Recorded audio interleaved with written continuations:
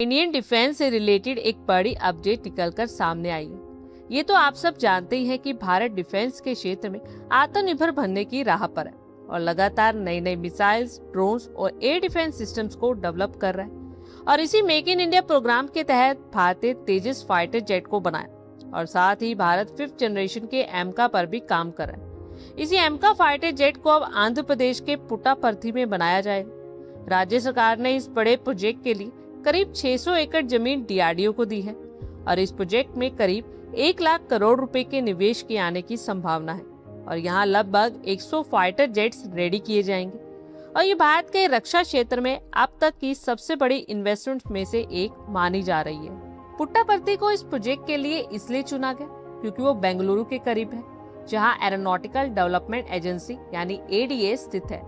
वही एजेंसी इस पूरे प्रोजेक्ट की डिजाइन और डेवलपमेंट को देख रही है। एक रिपोर्ट के अकॉर्डिंगली फाइटर जेट के अलग अलग पार्ट्स की designing, testing, module assembly Bengaluru में होगी, जबकि फाइनल असेंबली और ग्राउंड टेस्टिंग पुट्टापर्थी में की जाएगी और यहाँ के एयर स्पेस को फ्लाइट टेस्टिंग के लिए ज्यादा कंफर्टेबल माना गया है। इन सभी मॉड्यूल्स को पुट्टापर्थी में भेजा जाएगा, जहाँ फाइटर जेट्स की फाइनल असेंबली का काम होगा और यहाँ पर जमीन पर भी टेस्टिंग की जाएगी। पुट्टापर्थी को इस प्रोजेक्ट के लिए खास वजह से चुना गया है। इसे डिजाइन सेंटर और प्रोडक्शन यूनिट के बीच बेटर कोऑर्डिनेशन बना रहेगा और एक सीनियर ऑफिसर्स ने बताया कि एमका जैसे प्रोजेक्ट के लिए एक अलग फ्लाइट टेस्टिंग रेंज की जरूरत होती है। पुट्टापर्थी इस लिहाज से सही है क्योंकि यहाँ पर ट्रैफिक कम है और तेजी से टेस्टिंग पॉसिबल भी है। उन्होंने ये भी बताया कि बेंगलुरु में पहले से ही एयर ट्रैफिक काफी ज्यादा है, इसलिए वहाँ पर इस तरह की टेस्टिंग रेंज बनाना पॉसिबल नहीं था और इसी वजह से डीआरडीओ ऐसी जगह तलाश कर रहा था जो बेंगलुरु के करीब हो लेकिन वहाँ एयर स्पेस खाली हो। एमका यानी एडवांस कॉम्बैट एयरक्राफ्ट भारत का 5th जनरेशन का स्टेल्थ फाइटर जेट प्रोग्राम है। ये पूरी तरह से स्वदेशी प्रोजेक्ट है।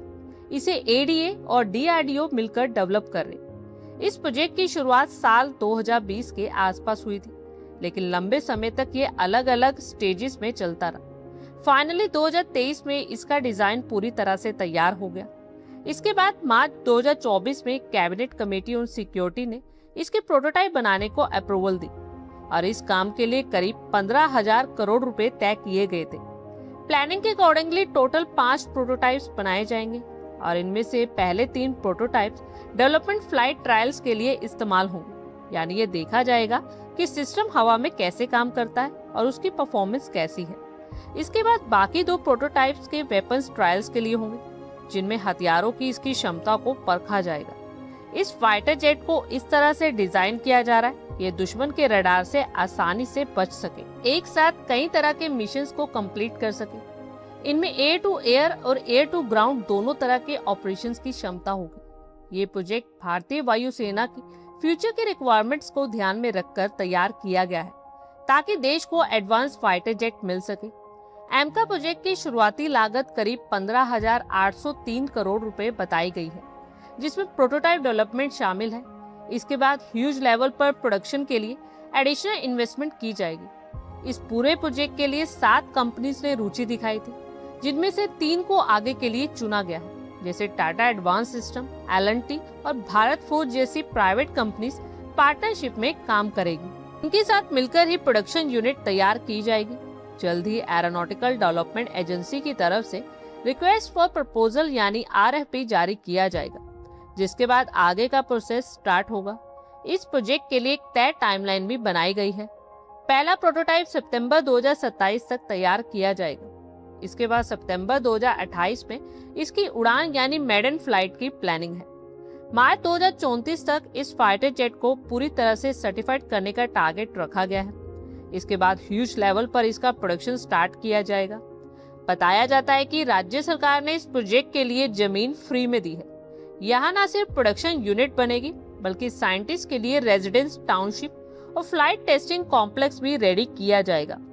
इसके बाद ये भी साफ हो गया कि इस प्रोजेक्ट में government company Hindustan aeronautics limited यानी HAL का रोल लिमिटेड रहेगा। पहले इस बात को लेकर कर्नाटक और आंध्र प्रदेश के बीच विवाद भी हुआ था, क्योंकि HAL बेंगलुरु में लोकेटेड है, लेकिन अब ये प्रोजेक्ट प्राइवेट सेक्टर की पार्टनरशिप के साथ आगे बढ़ाया जा रहा है। करीब 1 लाख करोड़ रुपए के निवेश के साथ ये प्रोजेक्ट आंध्र प्रदेश में एक बड़ा डिफेंस और एरोस्पेस इकोसिस्टम रेडी करेगा।